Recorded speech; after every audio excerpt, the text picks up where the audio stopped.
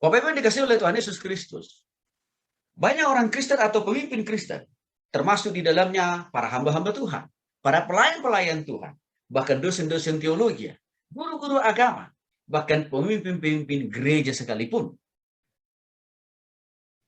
mudah sekali mengklaim dirinya sebagai orang Kristen hanya karena dasar identitas keberagamaan yang mereka punya. Contohnya misalkan, saya lahir dari keluarga Kristen, bapak mama saya Kristen, alias saya juga sudah pasti Kristen. Di sisi yang lain, mereka mengatakan, oh, di samping saya lahir dari keluarga Kristen, kakek nenek moyang saya agamanya Kristen. Ya, juga semua keluarga besar sangat super aktif dalam beribadah. Mungkin juga mereka katakan tidak hanya sekedar super aktif dalam beribadah, tapi juga aktif di dalam melayani Tuhan. Baik dalam pelayanan gerejawi, baik dalam pelayanan di sekolah, baik dalam pelayanan di kampus, bahkan juga dalam pelayanan lingkungan atau yang disebut juga dengan istilah lainnya, kebaktian lingkungan, atau istilah yang lainnya itu juga mungkin sering kita pahami, pertanian. Ini seringkali dianggap sudah cukup menentukan dirinya sebagai orang Kristen.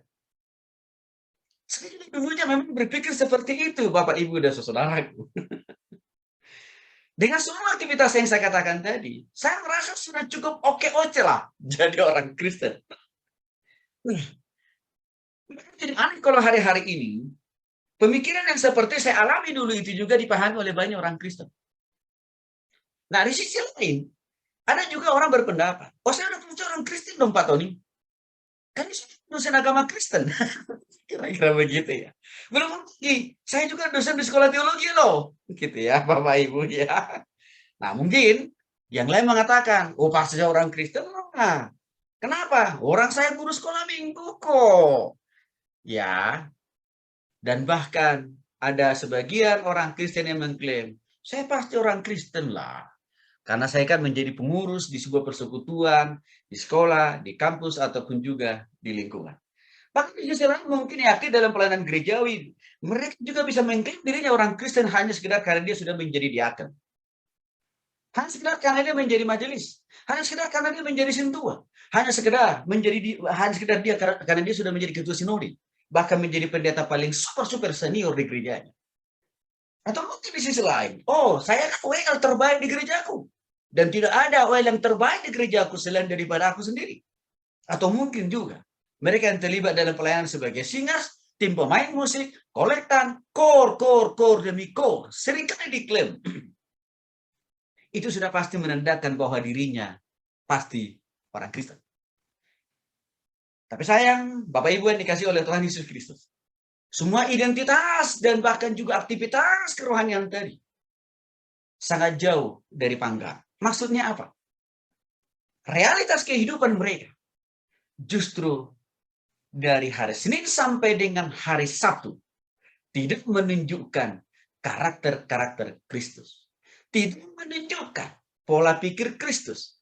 Tidak menunjukkan cara Kristus dalam melakukan segala sesuatunya.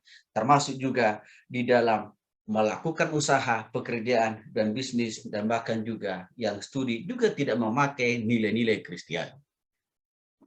Karena budaya nyontek, bohong, menipu, korupsi, kolusi, nepotisme, itu juga masih subur dilakukan oleh orang-orang yang mengklaim dirinya orang Kristen. Dengan label-label yang di atas tadi mengatakan, saya agamanya Kristen. Dan fakta menunjukkan, Bapak Ibu saudara dikasih oleh Tuhan Yesus Kristus, kita melihat bahwa yang ditangkap oleh KPK bukan hanya mereka yang beragama lain, tapi banyak juga yang beragama Kristen. Banyak juga yang beragama Katolik. Banyak juga yang beragama Protestan. Bahkan sangat mengagetkan buat kita. Beberapa tahun yang lalu, seseorang menteri yang dibanggakan oleh orang-orang yang beragama Kristen pada saat beliau dinobatkan menjadi menteri, bangga luar biasa orang Kristen. Tapi tidak lama kemudian kebanggaan itu hancur dan pupus. Kenapa? Tiba-tiba beliau harus terjerat oleh kasus korupsi berhubungan dengan penyalahgunaan wewenang. Apakah itu yang dimaksud dengan orang Kristen? Itu baru satu contoh. Banyak lagi contoh-contoh yang lain. Jadi untuk itu, Bapak Ibu dikasih oleh Tuhan Yesus Kristus. Hari ini menjadi sesuatu hal yang amat sangat penting kita bahas dengan sungguh-sungguh, dengan mendalam, dengan komprehensif. Sebenarnya siapa yang dimaksud dengan orang Kristen? Sehingga orang tidak mudah mengklaim, orang tidak mudah mengklaim bahwa dengan dia lahir dari keluarga Kristen, agamanya Kristen, dia aktivis Kristen, sudah pasti orang Kristen.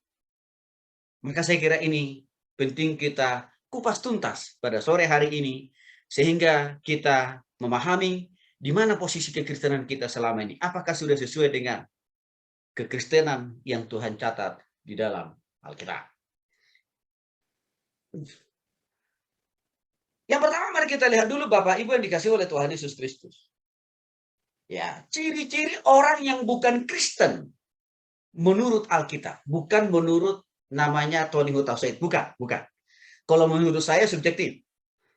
Bisa saja ada kurangnya, bisa juga ada lebihnya, artinya bisa juga salah. Tapi kita mau melihat apa syarat-syarat, apa tanda, apa ciri orang yang bukan Kristen dulu ya Bapak Ibu ya. Orang yang bukan Kristen dulu. Nanti orang yang Kristen nanti kita bahas. Tapi kita mau lihat dulu. Kata firman Tuhan, orang yang bukan Kristen itu yang mana sih? Mari kita siapkan Alkitab kita. Bapak, Ibu, supaya kita bisa paham. Oke, mari kita lihat dulu yang pertama Yohanes pasal 3 ayat 1 sampai dengan ayat yang ke-6. Boleh Pastor sebagai hadiah perdana untuk Pastor yang selalu lebih duluan bergabung di Zoom kita. Silakan, Pak.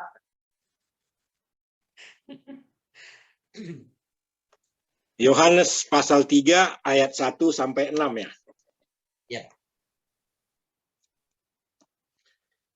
Adalah seorang Farisi yang bernama Nikodemus, seorang pemimpin agama Yahudi. Ia datang pada waktu malam kepada Yesus dan berkata, "Rabi, kami tahu bahwa engkau datang sebagai guru yang diutus Allah, sebab tidak ada seorang pun yang dapat mengadakan tanda-tanda yang engkau adakan itu, jika Allah tidak menyertainya." Ayat 3, Yesus menjawab katanya, "Aku berkata kepadamu, sesungguhnya jika seorang tidak dilahirkan kembali, ia tidak dapat melihat kerajaan Allah." Kata Nikodemus kepadanya, "Bagaimanakah mungkin seorang dilahirkan kalau ia sudah tua? Dapatkah ia masuk kembali ke dalam rahim ibunya dan dilahirkan lagi?" Jawab Yesus, "Aku berkata kepadamu, sesungguhnya jika seorang tidak dilahirkan dari air dan roh, ia tidak dapat masuk kerajaan Allah."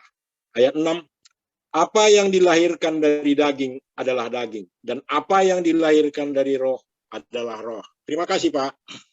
Baik. Terima kasih, Pak Surbakti. Bapak Ibu dikasih oleh Tuhan Yesus Kristus. Di sini kita mau melihat sebuah contoh yang fenomenal, di mana namanya baik-baik dicatat dalam Alkitab. Yang mana pribadi ini memberikan sebuah identifikasi. Kata Alkitab nih, bahwa dia belum menjadi orang Kristen. Siapakah dia? Dia adalah Nikodemus. Dalam 1 Yohanes pasal 3 1 sampai 6 tadi. Siapa Nikodemus? Kita lihat satu. Ya. Dia adalah seorang Farisi. Nah, ini kita dalami dulu nih, apa yang dimaksud dengan Farisi. Ciri khas atau identitas daripada seorang Farisi, Bapak Ibu, adalah pribadi atau orang-orang yang sangat fasih. Ya, sangat fasih artinya sangat menguasai isi Alkitab. Itu salah satu ciri orang Farisi. Ya, sangat fasih, sangat menguasai isi Alkitab. Dan orang-orang Farisi inilah yang seringkali dijumpai oleh Tuhan Yesus di masa pelayanan Yesus di Perjanjian Baru. Dan mereka ini bukan hanya hafal, bukan hanya kuasai isi Alkitab, dan mereka juga gemar mengajarkan, mengkhotbahkannya kepada banyak orang. Tapi saya, Farisi ini hanya pintar berkhotbah, tapi nol action atau praktek hidupnya. Itu salah satu identitas yang dimiliki oleh Nikodemus. Yang kedua, Nikodemus ini juga dikatakan adalah seorang pemimpin agama Yahudi. Artinya apa? Seorang pemimpin agama Yahudi sudah pastilah bukan orang awam teologi. Bukan orang yang tidak memahami firman Tuhan, Bapak Ibu. Pasti nggak mungkin. Tapi pastilah dia orang yang memahami, mengerti banyak firman Tuhan. Kalau kita mau tafsir lebih luas lagi, ya, Nikodemus ini saya kira bisa saja dikatakan, ya, disimpulkan, dia sudah pernah mengikuti jenjang pendidikan. S1 teologi, S2 teologi, bahkan S3 teologi. Hanya mungkin S-teler teologi yang belum. Karena, kenapa? Status pendidikan itu bagi orang Yahudi, ya bagi orang Farisi penting. Karena itu menjadi salah satu kriteria untuk menempatkan seseorang itu menjadi leader, menjadi pemimpin agama di antara mereka. Yang kedua, sebagai seorang pemimpin agama Yahudi, dikatakan di sini, pastilah Nikodemus ini punya jemaat, Bapak Ibu. Pasti. Artinya apa? Dia selevel dengan gembala sidang, dia selevel dengan para pendeta, dia selevel dengan para pastor, dia selevel dengan ketua sinode, dia selevel dengan paus. Kamu pemimpin agama Yahudi.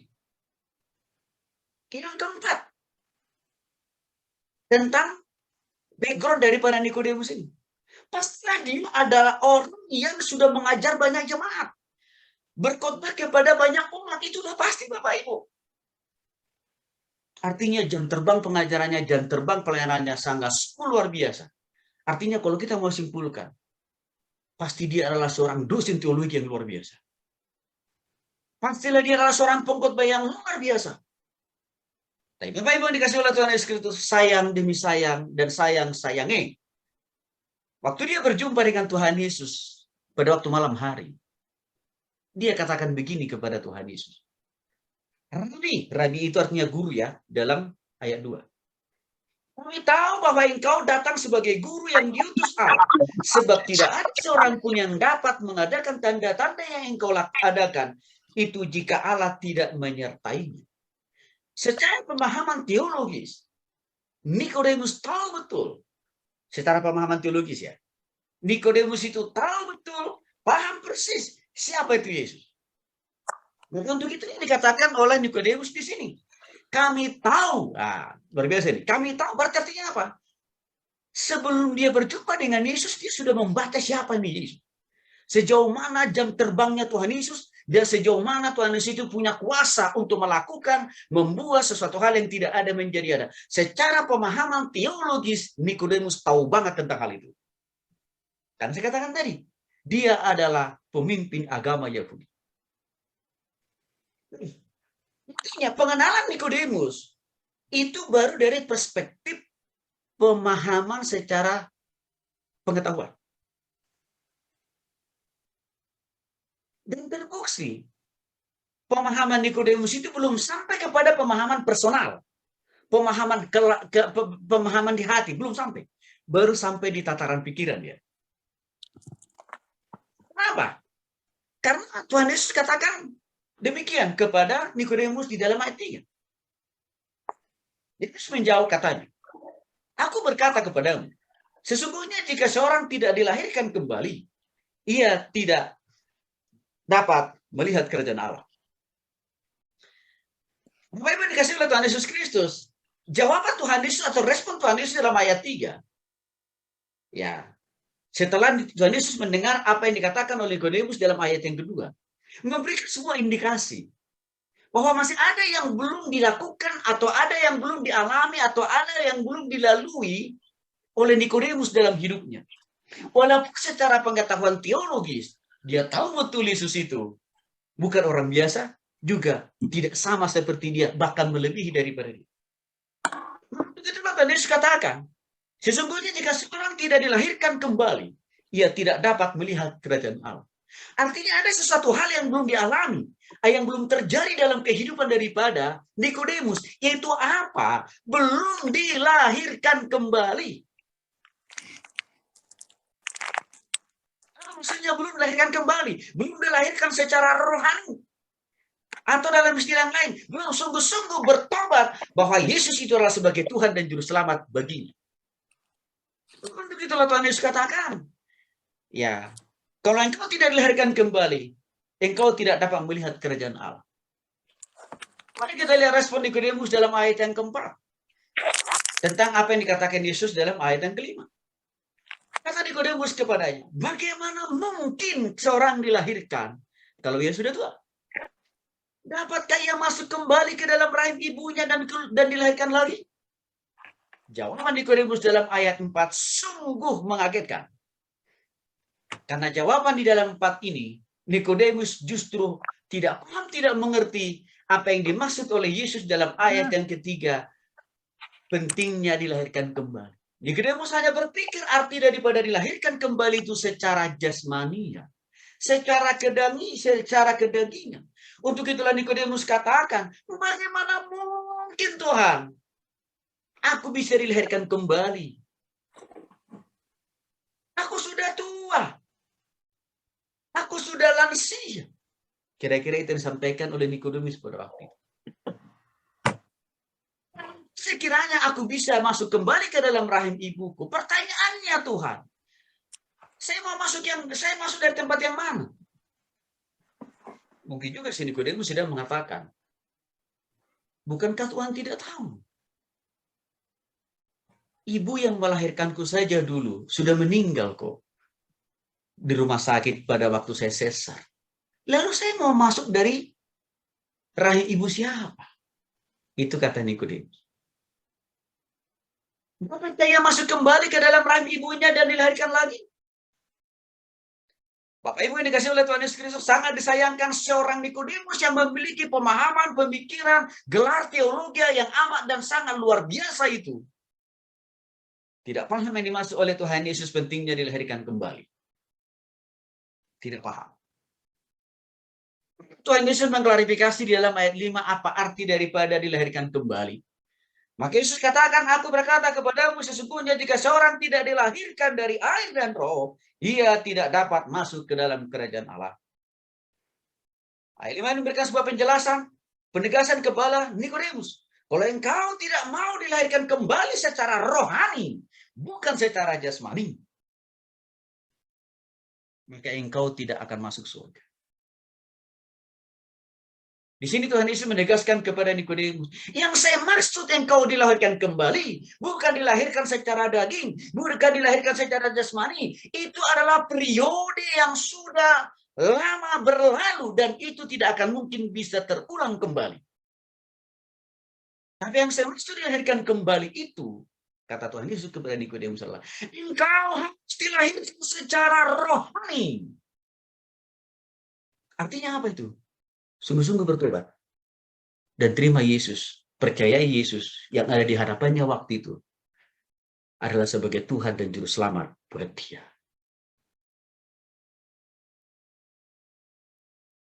Begitu adalah dipertegas oleh Tuhan Yesus.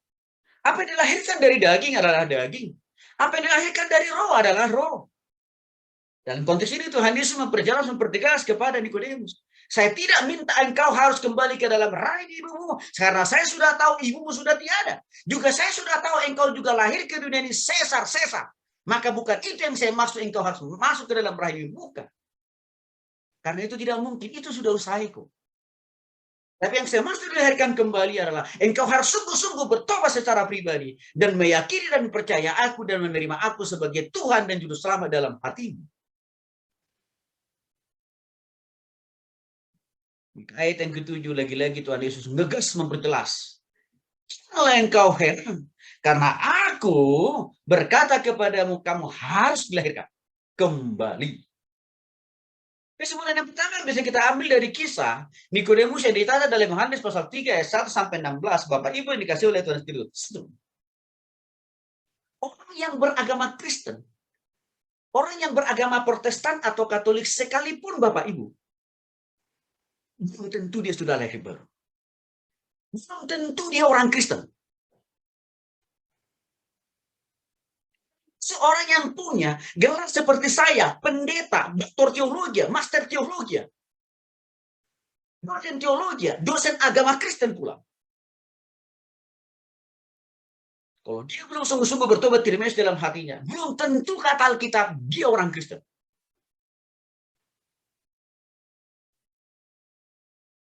Itu yang pertama kita catat. Mungkin Bapak Ibu bertanya, berarti gimana dong pendeta saya? Nah, begitu ya Bapak ya. Gimana dong? Teman saya, sahabat saya, pendeta besar loh. Ya saya tidak tahu dengan mereka. Tapi artinya setiap orang itu harus kembali mengoreksi dirinya di hadapan Tuhan. Mengevaluasi dirinya di hadapan Tuhan. Apakah dia sudah sungguh-sungguh dilahirkan kembali? Karena kalau belum mengalami kelahiran baru, Alkitab berkata, dia belum tentu orang Kristen. Walaupun dia punya gelar teologi. Bahkan juga hidupnya, hari-harinya banyak hanya untuk melayani, memberitakan firman. Belum tentu. Ini yang pertama bisa kita belajar dari kisah Nikodemus. Jadi untuk itu selalu saya katakan kepada teman-teman saya para pendeta, jangan hanya berhenti menjadi pendeta, tapi pastikan sebelum kita jadi pendeta, apakah kita sudah sungguh-sungguh bertobat terima Yesus setelah lahir baru? Jangan berhenti hanya meraih gelar sarjana teologi, master teologi, doktor teologi, PhD dalam bidang teologi, bahkan profesor dalam bidang teologi. Karena itu belum tentu menandakan kita ini orang Kristen atau sudah lahir baru. Nikodemus menjadi contoh yang paling signifikan untuk memberikan sebuah ukuran yang jelas bahwa seorang pemimpin agama Yahudi loh Bapak Ibu, belum tentu orang Kristen karena dia belum mengalami kelahiran baru.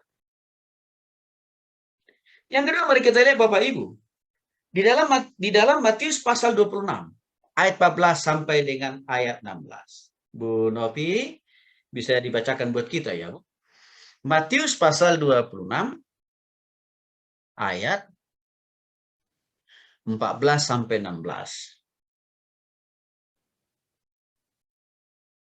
Matius pasal 26 ayat 14 sampai 16.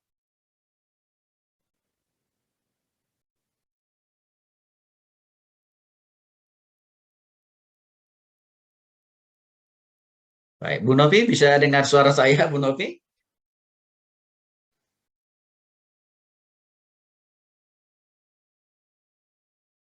Oke, kalau belum boleh saya minta dulu, saya agak kurang tahu nih ya. Nama di saya sih namanya Sukmawati. Maaf saya nggak tahu apakah ini nama sendiri atau nama yang tertera di Zoom ya. Sukmawati. Boleh dibacakan dulu buat kita, Bapak Ibu? Matius pasal 26 ayat 14 sampai dengan 16.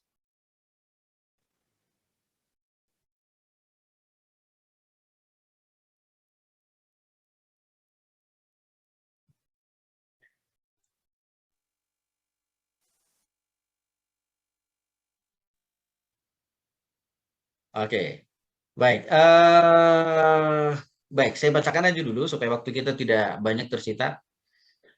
Matius pasal 26 ayat 14 sampai dengan 16. Kemudian pergilah seorang dari ke-12 murid itu yang bernama Yudas Iskariot kepada imam-imam kepala. Ia berkata, apa yang hendak kamu berikan kepadaku supaya aku menyerahkan dia? Yesus maksudnya ya, diserahkan kepada kamu.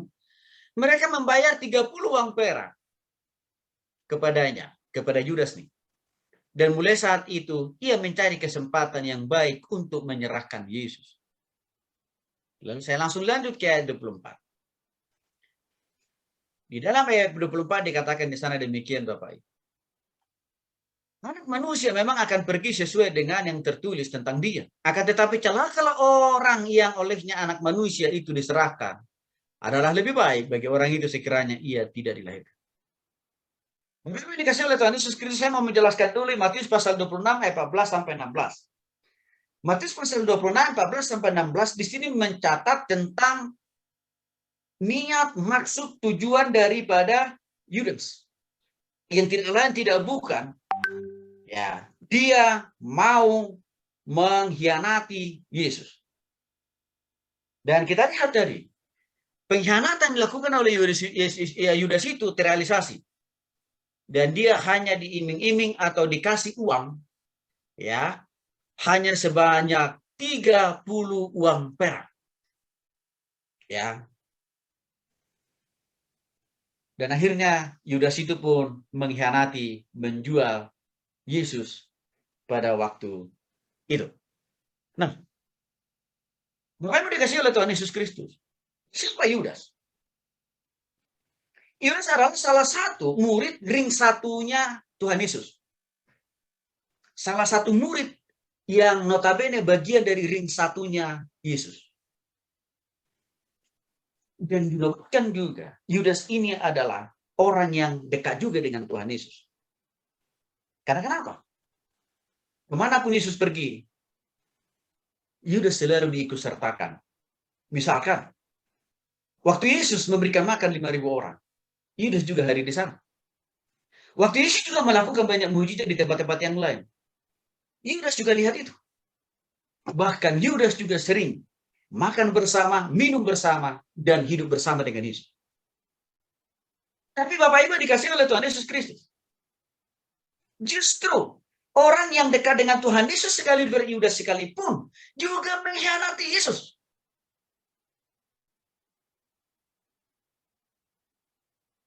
Artinya apa? Seorang murid saja belum tentu dia sungguh-sungguh percaya bahwa Yesus itu sebagai Tuhan. Walaupun dia hidup bersama, makan bersama, tidur bersama dengan Yesus. Yang dalam hal ini terwakilkan oleh Yudas. Ya. Cuma saya katakan, dibalik daripada kisah Yudas ini. Yudas, walaupun dia pernah makan bersama dengan Yesus, tidur bersama dengan Tuhan Yesus, dan juga melakukan pelayanan bersama dengan Tuhan Yesus, dia bukan Kristen. Kenapa? Karena dia justru mengkhianati Yesus. Karena justru dia juga menjual Yesus kok. Kalau dia Kristen, harusnya dia tidak menjual, tidak mengkhianati Yesus, Bapak Ibu. Dari sini dapat kita mengambil sebuah kesimpulan. Yang mengklaim dirinya, saya pengikut Kristus loh, gitu ya. Tentu Kristen, Bapak Ibu. Karena itu sudah tercermin dalam sikap dan tindakan daripada Yudas. Juga bukan orang Kristen. Terbukti apa? Karena dia mengkhianati Yesus. Itu terjadi dalam diri Yudas. Karena memang dia belum sungguh-sungguh lahir baru. Belum sungguh-sungguh bertobat dia. Maka begitulah Bapak Ibu yang dikasih oleh Tuhan Yesus Kristus. Ya. Di dalam ayat yang ke-24 dikatakan di sana Bapak Ibu. Anak manusia memang akan pergi sesuai dengan yang ada tertulis tentang dia. Tetapi celakalah orang yang olehnya anak manusia itu diserahkan. Adalah lebih baik bagi orang itu sekiranya ia tidak dilahirkan. Artinya, Yudas itu Bapak Ibu tidak pernah direkayasa, tidak pernah dirancang, tidak pernah disuruh oleh Tuhan untuk mengkhianati dia. Nggak pernah itu. Nggak pernah. Kenapa Yudas mengkhianati Tuhannya? Yang notabene sering hidup bersama dengan dia, makan bersama dengan dia, melayani bersama dengan dia. Karena memang Yudas itu belum sungguh-sungguh bertobat. Walaupun dia sering kali bersama-sama dengan Yesus. Akibatnya apa? Dia dirasuki oleh setan. Itu dicatat dalam 1 Yohanes 4 ayat 4. Dia bisa dirasuki setan karena dia belum sungguh-sungguh bertobat, Bapak Ibu. Hukumannya untuk Yudas. Dalam Matius pasal 26 ayat 24. Celakalah orang yang olehnya anak manusia itu diserahkan. Adalah lebih baik bagi orang itu sekiranya ia tidak dilahirkan kembali. Ia tidak dilahirkan. Artinya, Tuhan Yesus mengatakan, hei Yudas, engkau celakalah engkau. Karena engkau mengkhianati aku, kata Yesus. Arti yang kedua daripada kata celaka ini. Hei Yudas, engkau masuk neraka lah engkau. Dan kita lihat kan Yudas mengakhiri hidupnya bukan dengan cara bertobat seperti Petrus. Tapi Yudas mengakhiri hidupnya dengan bunuh diri. Maka mudah bagi saya untuk memberikan sebuah kesimpulan. Kalau ada orang yang beragama Kristen dan Katolik yang beragama Protestan Katolik, tiba-tiba karena frustrasi menjalani hidup Bapak Ibu, lalu dia loncat dari lantai 4, lantai 3, lantai 6, atau lantai 100 lah. Atau minum obat, atau lain sebagainya. Itu tanda orang itu belum sungguh-sungguh bertobat. Itu tanda orang itu belum tentu orang Kristen. Sekaligus juga saya sampaikan, orang yang masih bisa dirasuki roh ampun kakek nenek moyang orang tua sendiri, itu berarti orang itu belum sungguh-sungguh orang Kristen.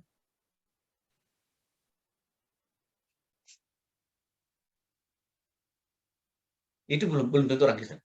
Walaupun mungkin agamanya Protestan, walaupun mungkin agamanya Katolik. Saya menjumpai terlalu banyak orang yang beragama Protestan, beragama Katolik, tiba-tiba kerasukan juga. Kenapa bisa terjadi? Karena dia belum orang Kristen, alias belum sungguh-sungguh bertobat terima Yesus.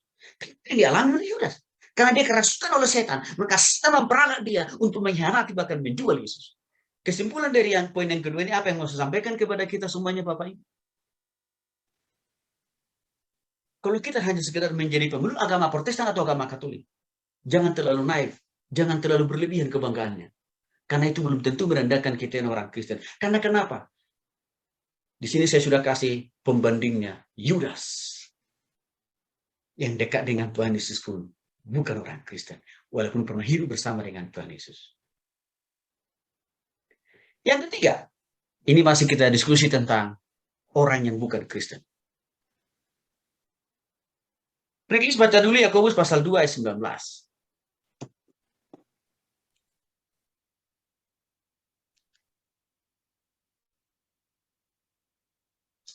Yakobus pasal 2 ayat 19. Please baca dulu.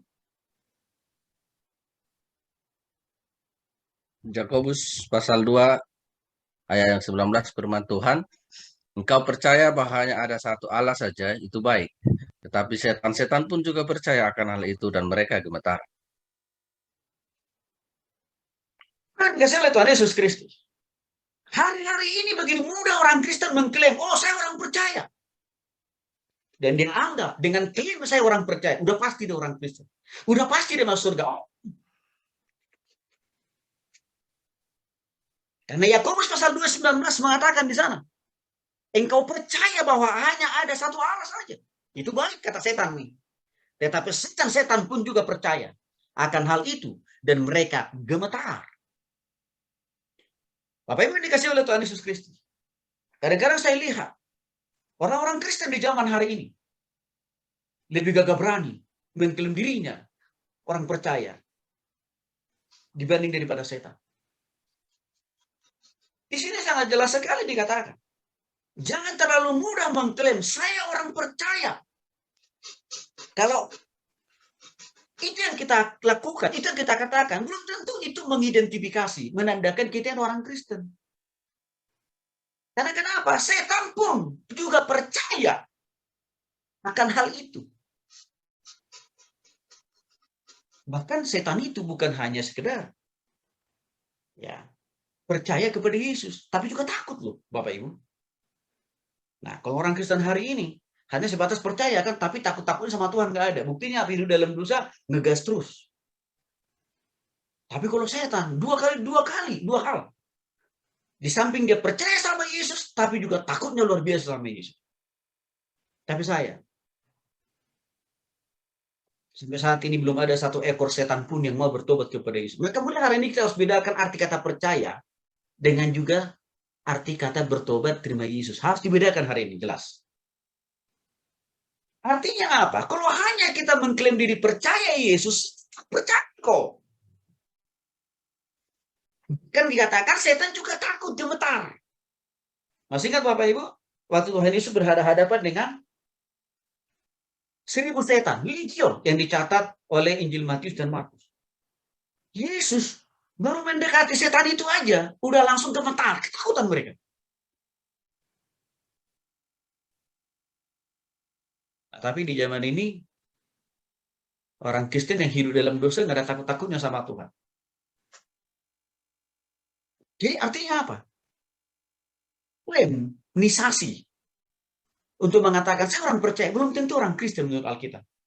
Karena kenapa? Setan juga percaya sama Yesus kok. Bahkan takut pula, gemetar juga kok. Tapi nggak ada setan yang bertobat kan Bapak Ibu. Jadi kesimpulannya apa? Jangan mudah mengklaim dengan kata percaya sudah pasti dia orang Kristen. Belum tentu, belum tentu.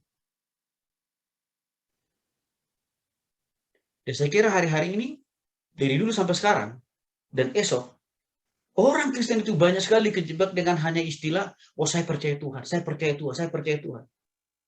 Tetapi hidup tidak pernah bertobat, hidup nggak pernah berubah. Itu jadi persoalan. Yang keempat, Matius pasal yang ke-7 ayat 21 sampai dengan ayat 23. Kalau sekiranya Bu Novi sudah ada di tempat, Ibu Novi, boleh dibacakan buat kita Ibu, Matius 7 ayat 21 sampai 23. Ya, Matius 7 ayat 21 sampai 23.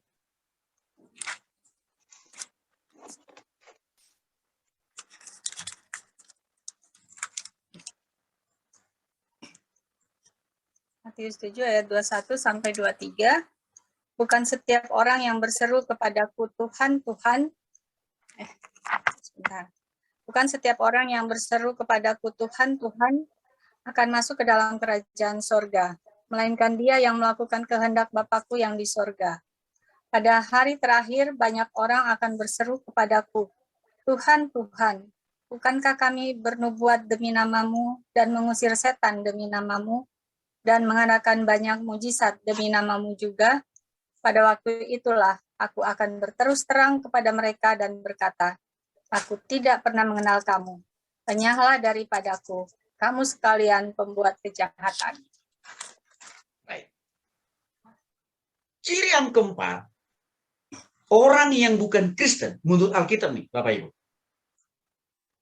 Kita dapat melihat di dalam Matius pasal 7 ayat 21 sampai 23. Di sana dikatakan, bukan setiap orang yang berseru kepadaku Tuhan, Tuhan akan masuk ke dalam kerajaan surga. Seringkali orang Kristen merasa sudah begitu yakin menjadi orang Kristen dan pasti masuk surga. Karena pagi, siang, malam senang berseru-seru kepada Tuhan. Baik dalam doanya, bahkan juga dalam pujian penyembahan yang dilakukannya setiap hari. Dan dia kira dengan seru-seruan Tuhan-Tuhan itu, pasti saya orang Kristen.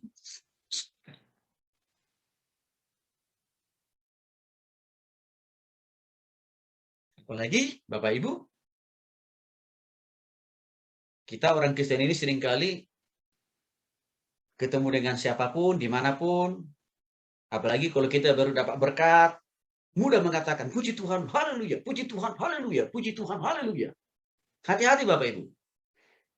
Belum tentu orang yang senang mengatakan puji Tuhan, haleluya, pasti dia orang Kristen. Belum tentu. Nanti kita cek di dalam Matius pasal 7 ini.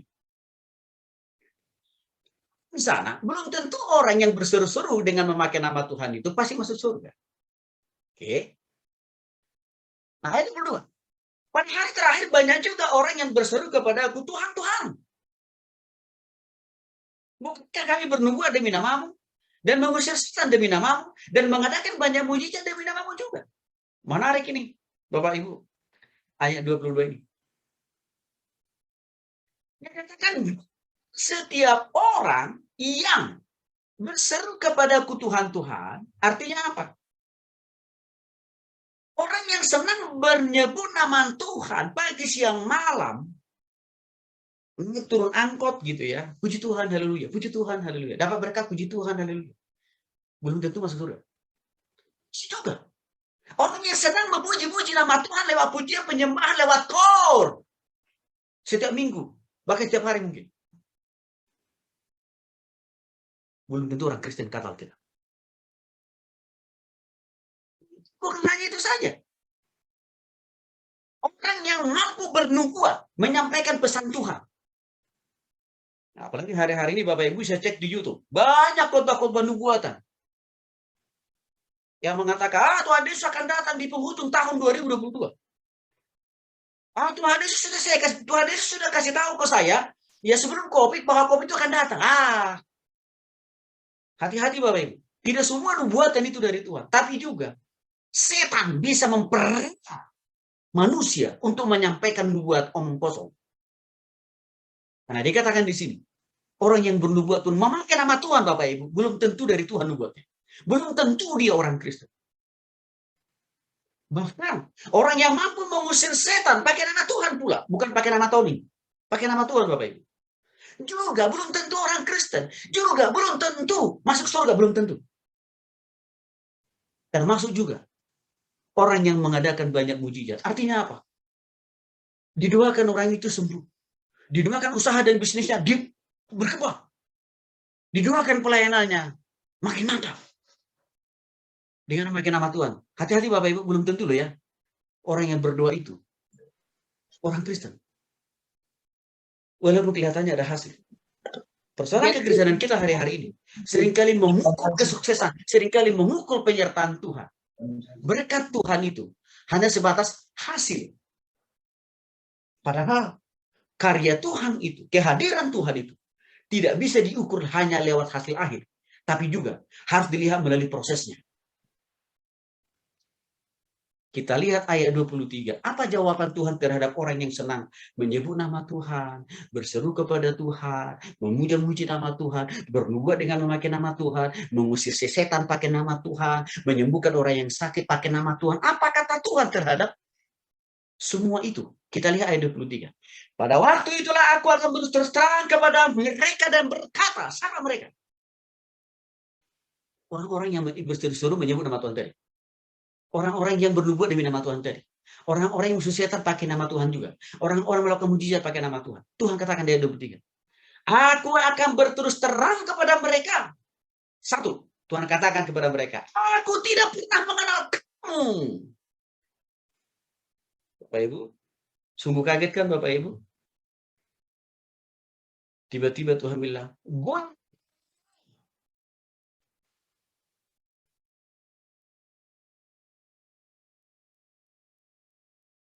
Yang kedua, pertanyaan begini, loh, mereka itu kan bernubuat, mengusir setan, melakukan mujizat, berseru pakai nama Tuhan, kan betul Bapak Ibu. Tapi kan Tuhan mengatakan, aku tidak kamu. Karena mereka Bapak Ibu melakukan semua hal yang saya katakan tadi. Bukan karena mereka sudah bertobat kepada Tuhan, bukan karena mereka sudah di dalam Tuhan, tapi mereka hanya mengkapitalisasi nama Tuhan. Tetapi mereka hanya memperalat Tuhan untuk membohongi jemaat, untuk membohongi orang-orang lain. Tapi Tuhan tidak pernah merasa memberikan kuasanya kepada orang itu, karena orang itu memang belum bertobat kepada Kristus. Karena kedua Tuhan katakan kepada mereka, enggulah engkau daripadaku. Artinya apa? Tuhan tidak pernah tahu menahu tentang apa yang diperbuat oleh orang itu. Tuhan tidak pernah merasa memberikan kasih kuasanya kepada orang-orang itu. Nggak pernah. Cuman mereka itu aja yang merasa memakai kuasa Tuhan. Memakai nama Tuhan. Tetapi mereka tidak pakai. Tapi kuasa yang mereka pakai bukan dari Tuhan, tapi dari si setan. Yang sangat memprihatinkan. Kalimat terakhir. Koreksi terakhir, teguran terakhir dari Tuhan Yesus kepada mereka ini. Karena pembuat kejahatan. Bapak Ibu yang dikasih oleh Tuhan Kristus, bayangin Bapak Ibu, orang yang senang berdoa, memuji nama Tuhan, ya, lewat solois, lewat pujian, kor tiap minggu, mampu mengusir setan pula, mampu melakukan mujizat pula, hobinya bernubuat pula. Tuhan katakan, semua yang kau perbuat itu jahat. Dan sudah pasti orang ini tidak masuk surga. Ayat ini lama saya renungkan Bapak Ibu. Lama saya renungkan ayat ini. Apa yang maksud Tuhan? Tapi saya bersyukur kepada Tuhan, Roh Kudus berikan saya pemahaman dan pengertian melalui perenungan secara pribadi. Saya bisa bayangkan, waktu Tuhan Yesus datang yang kedua kali, akan ada banyak orang Kristen yang super kaget. Karena menganggap selama dalam hidupnya di dunia ini, dia sudah melakukan yang terbaik buat Tuhan. Memuji-muji nama Tuhan, bernubuat demi nama Tuhan, mengusir setan demi nama Tuhan, melakukan mujizat demi nama Tuhan. Tapi satu saat Tuhan bilang, gue nggak kenal lo. Nah, kalian dari hadapanku, artinya apa? Tidak masuk surga kan Bapak Ibu? Bahkan Tuhan katakan, semua yang kau perbuat itu. Bagaimana dikasih oleh Tuhan Yesus Kristus? Waktu saya pahami ayat ini, Tuhan, saya nggak mau suatu saat waktu Tuhan panggil. Tuhan katakan 3 hal ini kepada saya. Tony, saya tidak kenal elu. Engkau pembuat kejahatan. Engkau malah di hadapanku. Tuhan, saya nggak mau. 3 kata itu, suatu saat Tuhan sampaikan kepada saya. Maka untuk itulah Bapak Ibu, saya mengambil keputusan sebelum jadi hamba Tuhan. Saya sungguh-sungguh bertobat dari secara pribadi. Saya begitu yakin 100%. Di masa-masa Tuhan Yesus akan datang kedua kali. Akan ada banyak orang yang dikagetkan oleh Tuhan. Yang merasa dirinya tadi sudah hamba Tuhan paling hebat. Karena bisa melakukan mujizat, bisa melakukan kesembuhan, bahkan bisa juga ngusir-ngusir setan. Tapi sebenarnya mereka belum tentu orang Kristen. Bapak Ibu yang dikasih oleh Tuhan Yesus Kristus, saya tidak anti mujizat. Dalam 20 tahun pelayanan saya, lebih sampai hari ini, dengan anugerah Tuhan. Rasanya banyak juga. Pernah juga, sering juga. Tuhan pakai saya, hamba yang penuh dengan kekurangan ini, untuk melakukan mujizat. Termasuk juga mendoakan orang yang sakit sembuh, memberkati usaha bisnis dan rumah tangga orang yang sudah hampir terburuk diselamatkan oleh Tuhan. Bahkan keluarga yang sudah lama menikah, dengan anugerah Tuhan berikan saya kesempatan. Mereka sudah lama menikah tapi tidak punya keturunan, tapi dengan karunia Tuhan, Tuhan kasih kesempatan saya melayani keluarga itu dan berdoa. Akhirnya Tuhan bekerja. Keluarga itu pun dikaruniai anak oleh Tuhan. Jadi maksud saya tidak anti mujizat. Enggak. Tuhan juga pernah lakukan. Tapi semua saya alami itu. Karena saya sudah sungguh-sungguh bertobat kepada Yesus. Mungkin Pak Tony nggak pernah mengusir setan. Maaf Bapak Ibu. Lagi-lagi, dengan kemurahan Tuhan. Waktu saya sudah sungguh-sungguh bertobat kirim secara pribadi. Ratusan orang Tuhan izinkan saya melayani orang yang kesurupan. Bisa dipulihkan dalam nama Yesus. Jadi artinya apa? Saya juga pernah dipakai Tuhan kok untuk hal itu. Tapi saya Bapak Ibu saudaraku, awal mula saya alami dan saya dapatkan itu karena saya sudah sungguh-sungguh bertobat pada Kristus. Lalu seringkali ada pertanyaan, Pak tadi bagaimana mungkin ya? Orang ini bisa melakukan mujizat, bisa mengusir setan. Jangan lupa Bapak Ibu, setan juga bisa melakukan mujizat. Ingat waktu Tuhan Yesus dicobai oleh iblis. Ada 3 hal yang dipertontonkan oleh iblis kepada Tuhan Yesus, dan itu dalam bentuk mujizat, dicatat dalam Injil Matius, Markus, dan Lukas. Hati-hati dengan mujizat. Jadi mujizat, sumber mujizat itu ada 2. Satu dari Tuhan, tapi syaratnya orang itu harus bertobat. Siapa? Hamba Tuhan. Ya. Yang kedua, sumber mujizat itu bisa juga dari setan kok.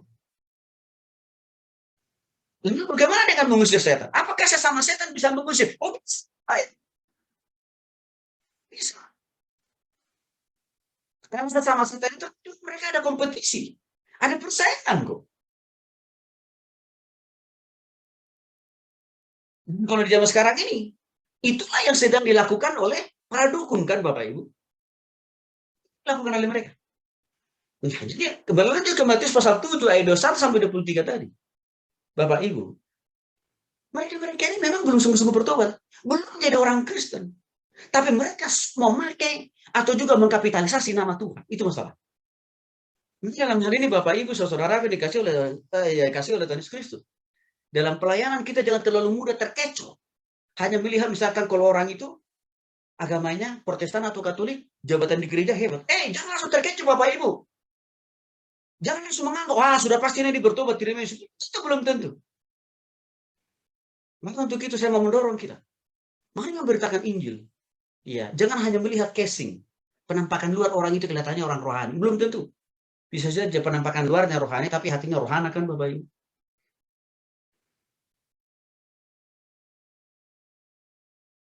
Saya tunjukkan kepada kita Bapak Ibu. Bentuk konkret. Contoh orang yang bukan Kristen. Dan ini nyata dalam kehidupan kita. Dan kita jumpai mereka-mereka ini. Tiap-tiap hari. Dimanapun kita berada. Mari kita lihat video klip singkat ini.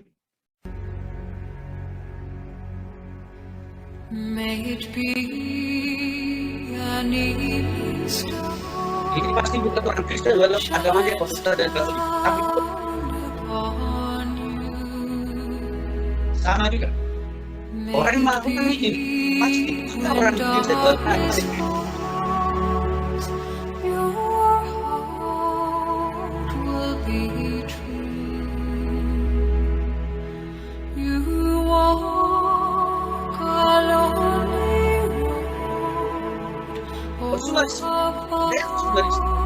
Artinya materi dilakukan oleh banyak yang beragama Protestan dan Katolik, tapi dia bukan orang Kristen. Edukasius propaganda sebagai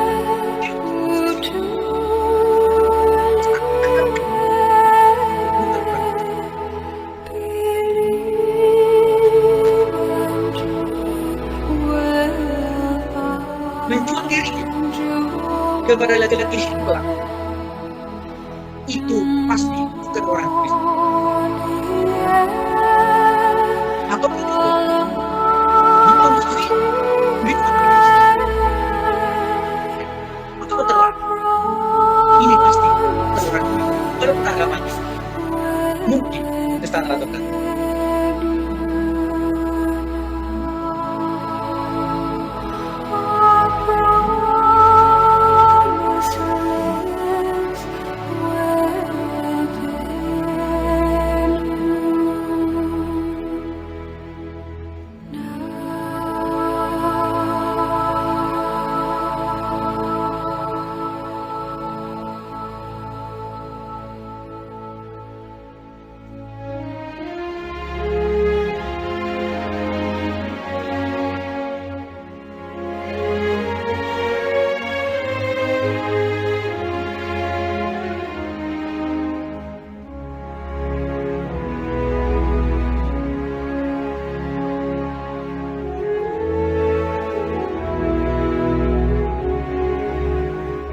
Bapak Ibu yang dikasih oleh Tuhan Yesus Kristus, dari data yang kita lakukan pertama hari ini bukan dalam dan ini dari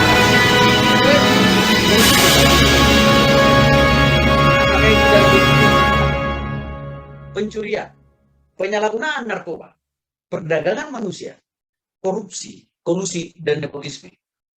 Itu banyak dilakukan oleh mereka-mereka yang beragama Protestan dan Katolik. Tetapi sebenarnya mereka bukan orang Kristen.